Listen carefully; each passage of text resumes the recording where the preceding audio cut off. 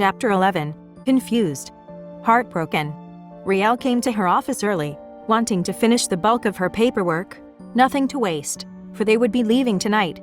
She was too absorbed in her work that she did not notice Hyun-ki standing behind her.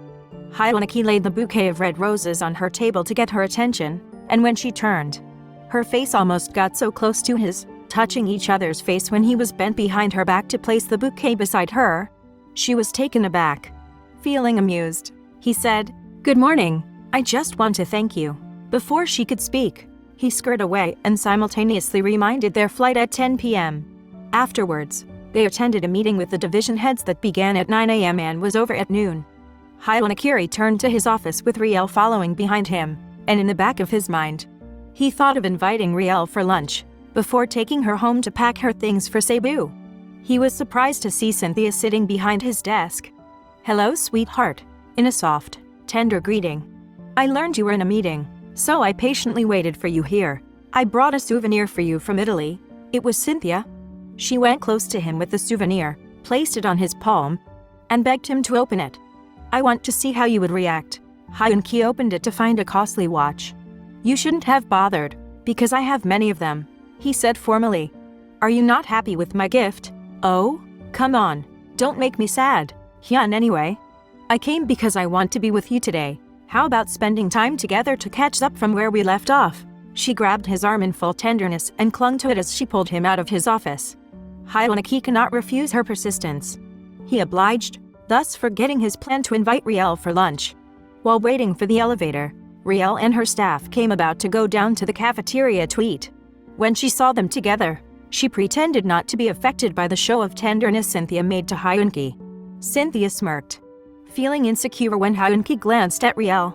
Cynthia made a cocky look and tightened her grip on Hyun-ki. Both went to the hotel where Cynthia was staying, where she wanted to spend time with him. As Hyun-ki was preoccupied and quietly looking out the window, Cynthia poured some red wine into their glasses and handed one to him. "Why did you come here rather than returning to Korea, Cynthia?" Hyun-ki suddenly asked. "I missed you." "Hyun-ki, didn't you ever miss me? Or was it that commercial model who was taking so much your time entirely that you didn't even bother to answer my calls?" Cynthia was manifesting hurt and jealousy. "You even left me during the party last night, Hyun." I felt heartbroken.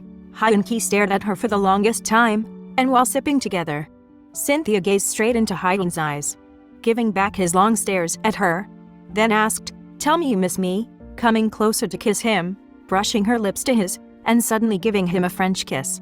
Hyun-ki felt heat in his body, making him reciprocate her kiss, and their tongues extended to each other's lips, consuming that heat rising.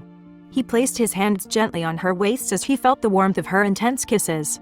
Hyun-ki laid her on the bed, brushed her hair with his fingers, then started kissing her all over, making Cynthia feel sensual until their sexual desires ended to an intimate lovemaking.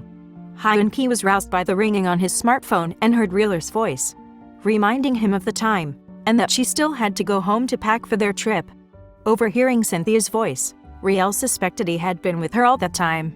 She felt a prick in her heart, pressed her chest, and with a lump in her throat, she wanted to burst into tears. She finally realized there was no way she would stand a chance for Hyun-ki's affection, because it was Cynthia all along. At the same time, Hyun-ki panicked. He only got a few hours left. Also thinking of the traffic he had to struggle with, Cynthia wanted to know in passing where he was going. Seeing him in a panic state, he told her that he was going to the IT park to meet with the managers there. She got interested in that trip she wanted to come to. He firmly refused, telling her she had no business being there, that he would take some important things to resolve. And that he will be there only for a few days. Convinced, she offered her car for him to use but again declined since he thought of taking a cab. He took a brief shower, put on his clothes, then pressed them with his hands to make them look unsoiled and neat, picked up his coat, and looked for his wallet. Before running to the door, he paused, turned to her, kissed Cynthia on the forehead, and then left. He called his driver and informed to proceed to the head office and to notify Riel to wait for him in the office. Hyun-ki arrived in a cab in the office and caught Riel pacing impatiently down the floor, clutching her handbag as she waited for him. Timidly greeted Riel with a smile, walked to his table to retrieve his briefcase, deliberately took her hand, and ran to the elevator in a hurry. I'm sorry for having missed the time. I'll bring you home to pack your clothes, and I'll wait for you in the car, he said apologetically. But how about your clothes, sir? Asked with concern. No worries, I have some in my guest house, he explained. Riel was already preparing her luggage for the trip. Her mom asked her how many days she would be there, and she responded that maybe around 3 to 5 days at the most. She assured her mom that everything would be alright and that they must learn to trust her boss just as much as she trusted him. She also mentioned that her boss was waiting in the car, so she had to hurry, and then her mom rushed quickly to where he was and asked him to come inside the house while he waited for her daughter.